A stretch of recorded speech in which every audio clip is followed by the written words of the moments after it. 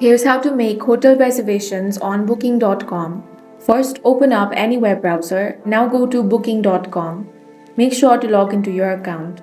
On the home page, locate the search bar and type in your destination city, region, or specific hotel name. Now click on the calendar icon to select your check-in and check-out dates. Choose the number of guests and room you need, then click on search. Use the sidebar menu on the top of your screen to filter your search. You can narrow down results by nightly, budget, star rating, neighborhood, or specific required amenities like free Wi-Fi or airport shuttle. Once you have added the filter, find the property to open its detail page.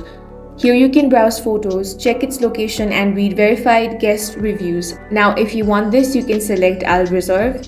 On the final reservation page, you will have to enter full name of the primary guest, email address, and any special request you have for the property. Then click on Book Now. Now, you want to enter all the details over here. Then select Final Details to enter your payment information. After reviewing it and entering your credit card or debit card details, click on Complete Booking. As soon as your reservation is confirmed, booking.com will send a digital confirmation voucher to your email address.